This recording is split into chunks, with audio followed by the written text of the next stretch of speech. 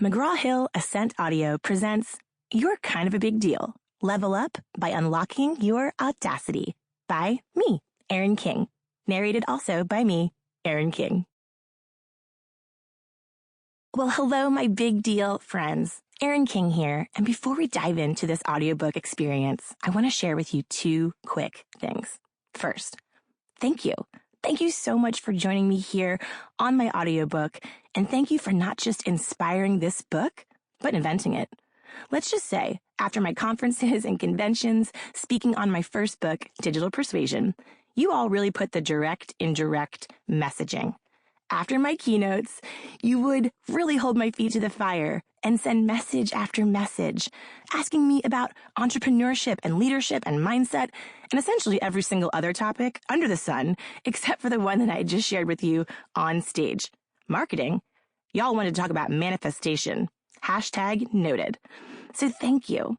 Thank you for challenging me to go deeper beyond my composed marketing expert persona and really wade into these scary Arctic waters of vulnerable stories and tough truths.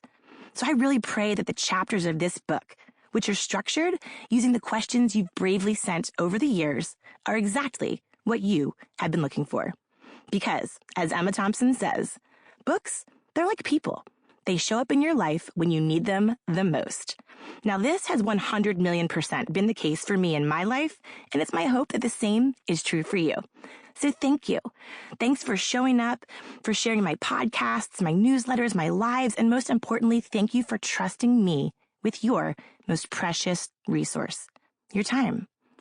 Every time you message me with your triumphs, your breakthroughs, your joy, your reinvention, and especially your recommitment, all of those things are truly my why. Second thing, before we dive in, as I read the book, I'm sure I'll think of different anecdotes, stories, or little asides that I wish I would have included when I wrote the book. So I may have a tendency to just go off script just for a second. And when I do, I'll say side note, and then I'll say, okay, back to the book. So the good news is, audiobook listener, you are getting all kinds of bonus content and bonus nuggets that are not available in the hardback book. So, well done you. All right, friends, are you ready? Let's do this.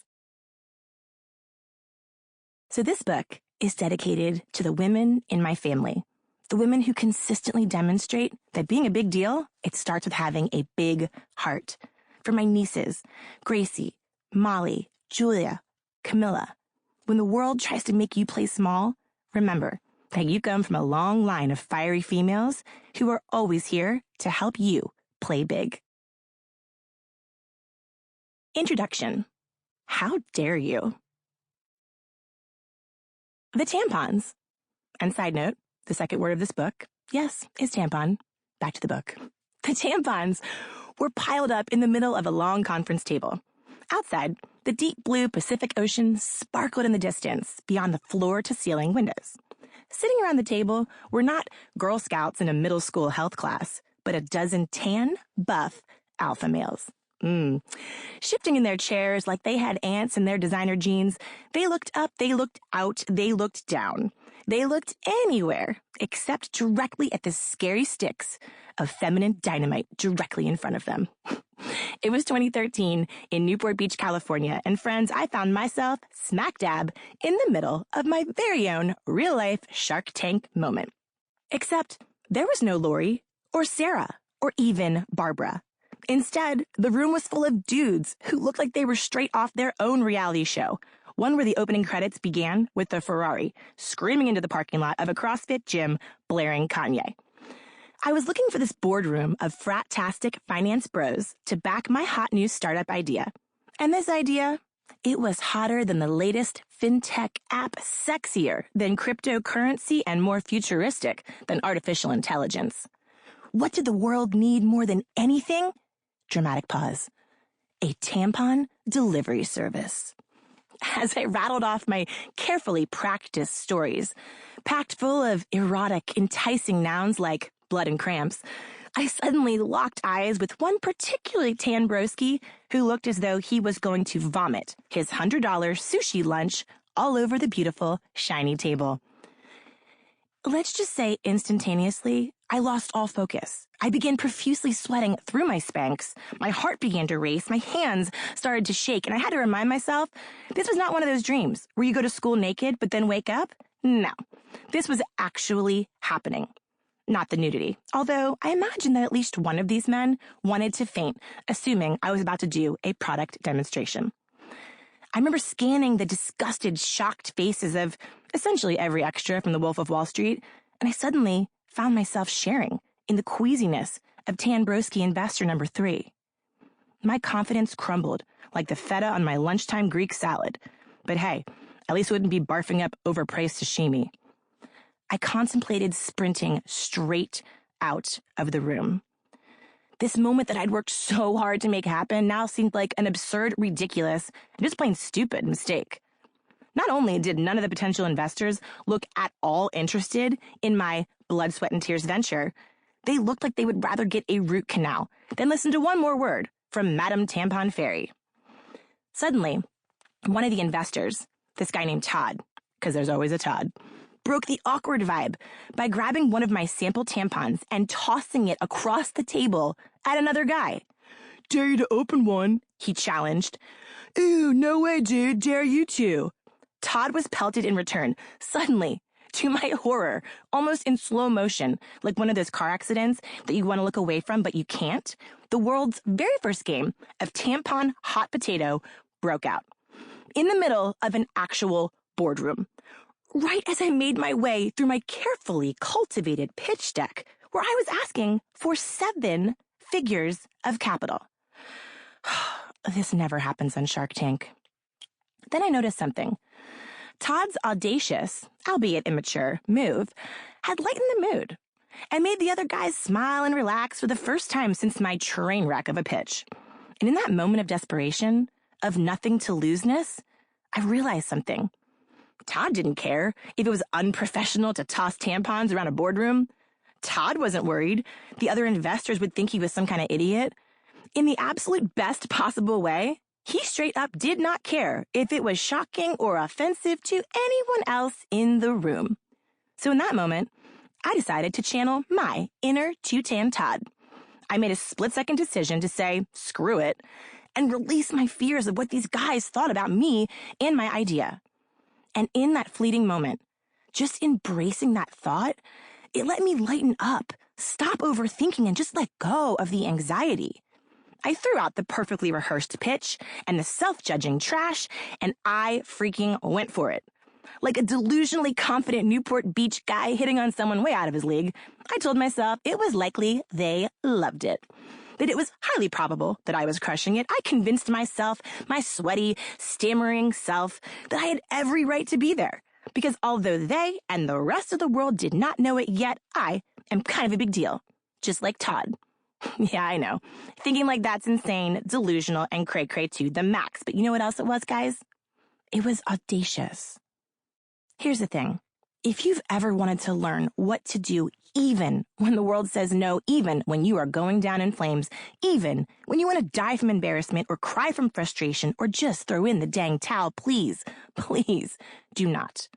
You are listening to this book for a reason, and that reason is so you can walk away with a few supercharged strategies to help you overcome even the toughest of tampon moments and surprise yourself with what you are truly capable of actually making happen. Yes, even in the face of the most absurdly massive of barriers. How? By unlocking the inner audacity that is lying dormant inside of you at this exact moment. And it is my sincerest, deepest hope that this book can be your how-to, go-to guide, so you'll know exactly how to channel your audacity into real life, real world, real results situations, just like what happened with the Todd Squad in that boardroom turned period playground. Now let's flash back to some seriously sweaty Spanx, shall we? Bursting with my newfound BDE, big deal energy. Why? What did you think it stood for? I grabbed the tampon out of Todd's hand, and I started to use it as my new microphone and my new pointer. And shockingly, the guys, they started to laugh. They started to lean forward. They started to pay attention. Miraculously, that tampon transformed into my magic wand as I Harry Pottered my way through with the wizarding skills I never knew I possessed. And at the end, as if I were floating outside myself like one of those ghosts at Hogwarts, I watched incredulously as I point blank asked for the money to launch PMS.com. I will never forget the lead investor looked me in the eye and said, "Erin," okay, by the way, he was from Long Island, and I can't really do a Long Island accent, but it was something like this. "Look, we obviously don't know very much about all this girl stuff, but what we do know is a good investment. It comes from betting on the jockey, not the horse. Now, you seem like you might make an all right jockey, so what the heck? Did you bring a term sheet?" As I said, I am not from Long Island, but you get the idea. See, listeners, what I learned from that lucky tampon is that sometimes it takes more than just confidence, preparation, and hard work to win. Sometimes it takes not just daring boldly, but daring boldly even if it might shock or offend, like a presentation with a tampon microphone. Sometimes going way beyond confident to borderline crazy is the only way to flip the win switch in the highest stakes scenarios. Sometimes it's something as silly as rerouting a grown man game of tampon hot potato that opens life-changing opportunities. Sometimes it takes knowing that you are kind of a big deal, even if an entire room of very intimidating individuals might disagree. Sometimes triumphing over adversity and busting through barriers are not outcomes that come in perfectly confident, prepared, and polished packages delivered right to our door. Instead, they come in slightly more audacious ones. Whatever you're up against in your life right this minute that feels too big, too scary, too intimidating, too hell no, that is just not possible, please hear me on this.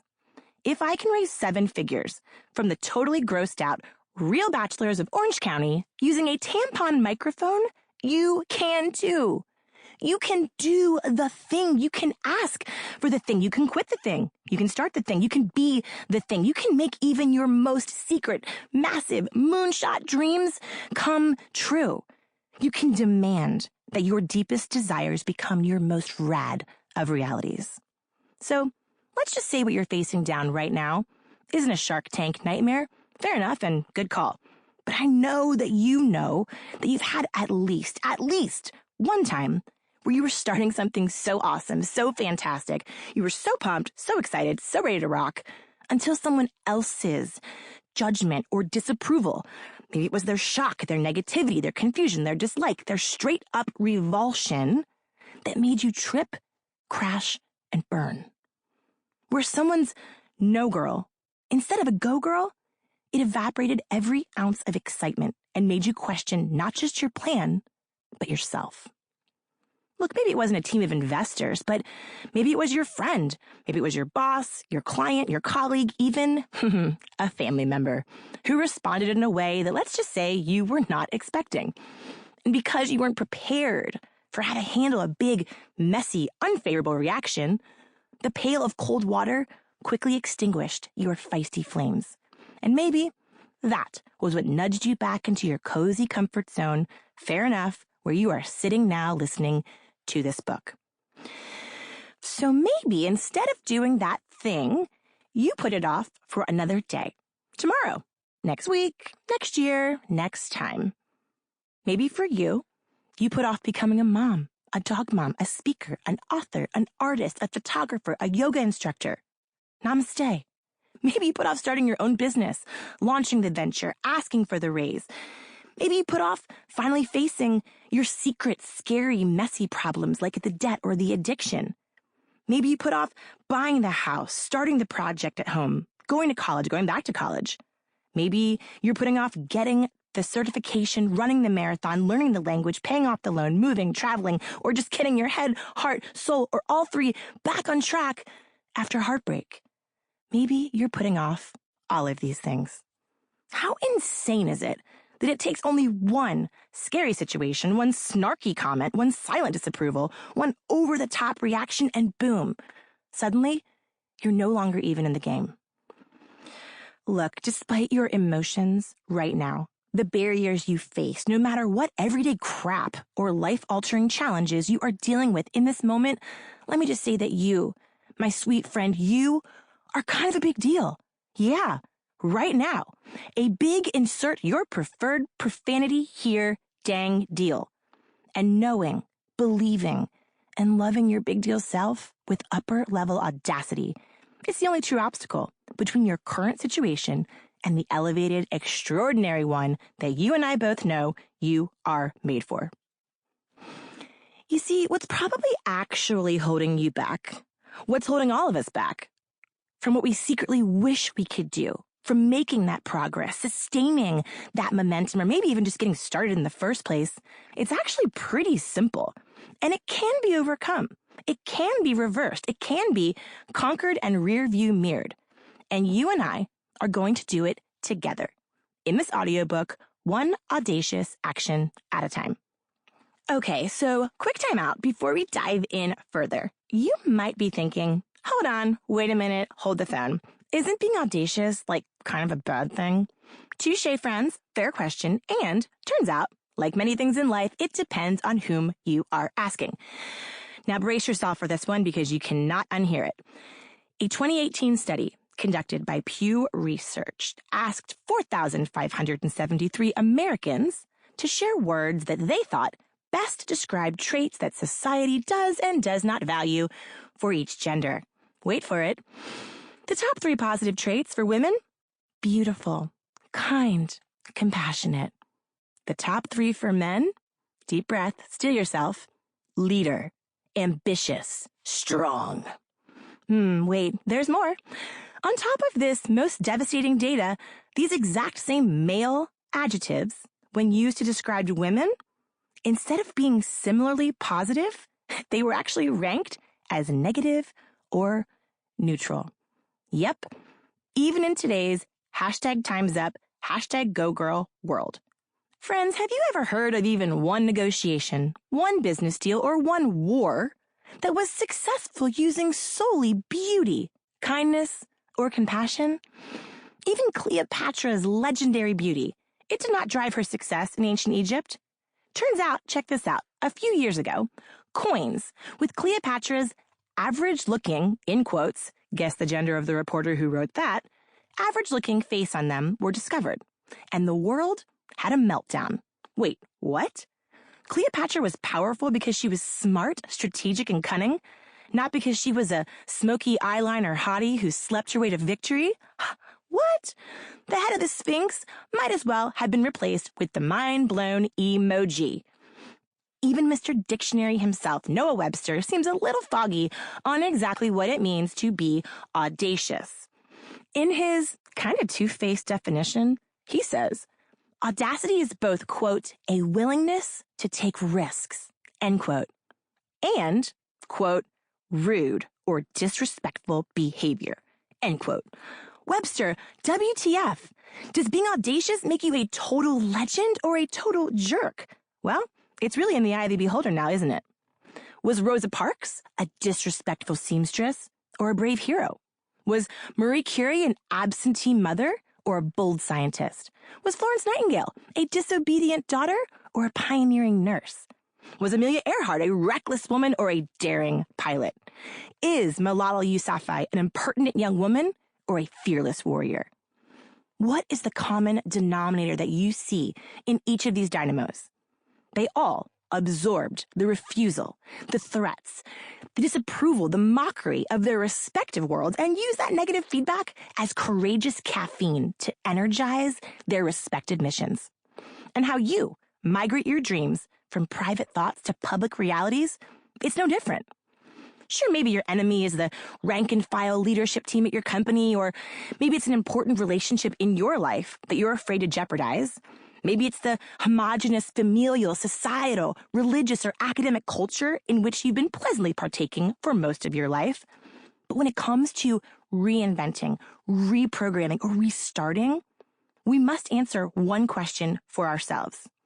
Are we willing to live boldly, even if it might shock or offend others? Now, living boldly sounds great, but shocking and offending others? Ooh. The reason that most humans are still stuck, mediocre, whining, unfulfilled, and hopeless, no judgment, just real talk, is because their answer to that question, it's a safe, cozy, resounding, yeah, thanks, but, no thanks. See, you may think that the reason you aren't more audacious already or haven't done the thing already is because you fear a specific someone's judgment or rejection of your choices, your actions, or your initiatives. But that's not actually what's going on. Too often, what you really fear, what I really fear, what we all really fear is that people aren't rejecting our thing or our idea or our ask.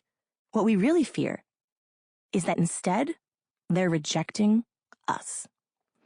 We are deeply terrified of the world's rejection of us as a human being. So when you think about your deepest, darkest, journaled secrets, when you think about what comes to mind when you gaze out over a cityscape or an ocean, when you watch a movie, you hear that song that leaves you with the most unruly and untamed of desires, whose reaction is holding you back from transforming those thoughts into things? So the question we have to ask ourselves is this: do you truly desire your future reality more than you fear your family, friends, neighbors, coworkers, or maybe even your own reactions in the present moment? And if you're nodding your head yes, that you do desire that future reality more than you fear others' reactions, then friends, audacity. Audacity is your answer. Look, friends, the truth is, people can still love you without loving your thing. And if they don't, well, are you sure that they're really your people? I mean, when you think of people that you truly admire, living or dead, know personally or not, how would you articulate what it is that you applaud them for? It's likely that on levels obvious or not so obvious, they're probably better at politely ignoring anyone who is offended by their refusal to play smaller, by their refusal to take up less space. It is likely that they're just better at not internalizing someone else's shock or disapproval at their personal or professional life choices. It is likely that they know, with a shadow of doubt, that they are kind of a big deal, and they don't let anyone tell them otherwise. They make their stance clear, and not in a braggy, narcissistic, or annoying way, but in a BDE kind of way. Now, what's a BDE kind of way? Well, first, let's start with what it is certainly not. BDE is not about listening to one of the most ridiculous pieces of advice that people love to give. You just shouldn't care what anyone thinks about you. Oh my God. Yeah, right. First of all, people who say they don't care what anyone thinks about them are full of a certain brown stinky emoji. Because people who actually don't care what anyone thinks about them, they are usually a-holes or straight up psychopaths. It is only natural to want the people that we love to love our choices. Duh. Approval, whether in the form of a verbal atta-girl or a digital Instagram like, that approval floods our brains with dopamine. It makes us feel good.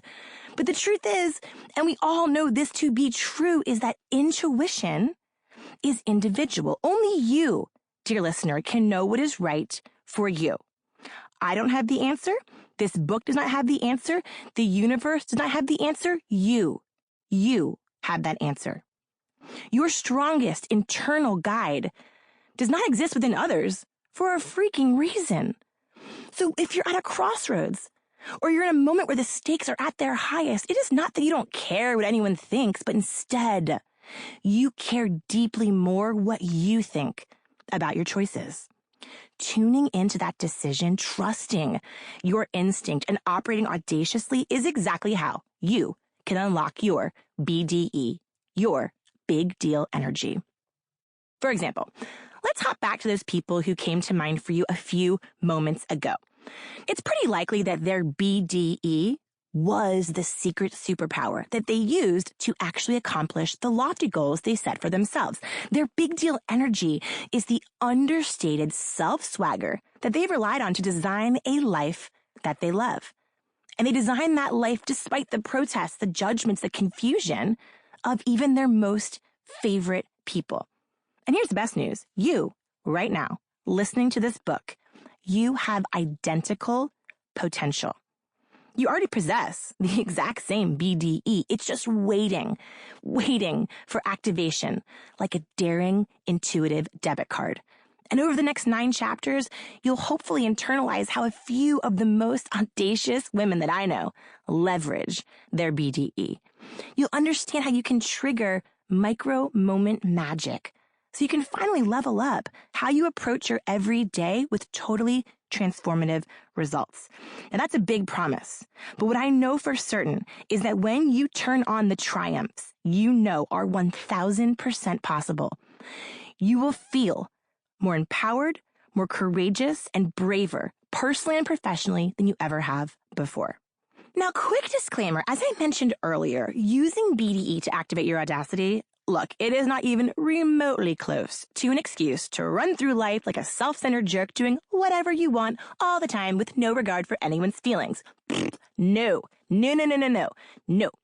These folks are the kinds of humans that you likely found pretty easy to socially distance yourself from during the pandemic, and for good reason. It's likely that you share my deep belief that the only secret to a life well lived is one that is deeply rooted in love and kindness and serving our fellow humans with empathy and compassion. So my recommendation is not to embrace your audacity as some binary, constant, all or nothing concept. I think about audacity more like a volume knob, one that you can dial up or dial down as you see fit. Not as the world, your family, your partner, your boss, your kids, or your neighbors see fit, but as you see fit. And the reality is that each situation that you're facing down right now, it calls for a different decibel. Think of a cocktail party. The music starts out low and sophisticated, but then by the end of the night, hopefully if it's a good party, it's become, let's say, a little bit louder, a little less sophisticated. And so activating your audacity is similar. It's about recognizing those high-stakes, critical situations where your volume is too low and doing something about it. Maybe it started off too low, maybe you turned it down, or maybe someone else turned it down for you.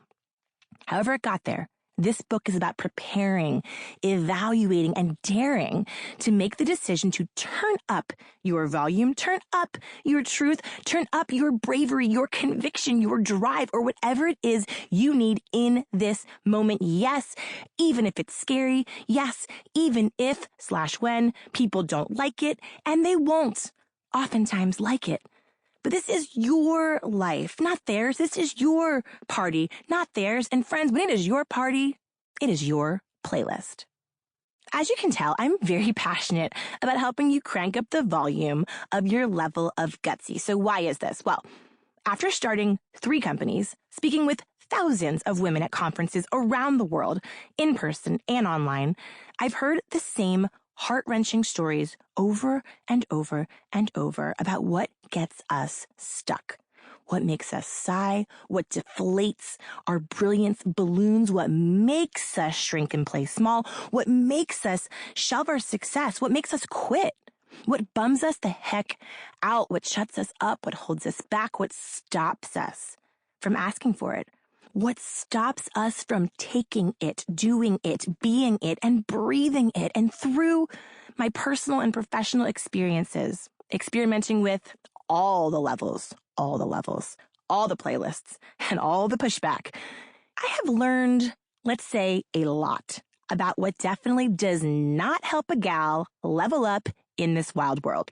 I have also, thank the Lord, learned a little bit about what does. And those little bits of, well, that worked, those are what I offer for your consideration. So, if you're interested in how you can finally step and maybe even stomp into your most audacious big deal self, you are going to absolutely rip through the next 9 chapters. We're going to travel through some stories, strategies, and tactics from my experiences and those of my friends, my clients, and my mentors. I have curated the best bits that radically transformed both my and their lives for the most beautiful better, with the highest of hopes that you will be audacious enough to do the same. So, Let's break down our game plan with some details. We'll begin by exploring some deeply entrenched behaviors that you might not even know are some of the real reasons you can't get there. Our goal, you and me together, is that by the end of listening to this book, you'll be equipped with some new strategies and some Sample complete. Ready to continue?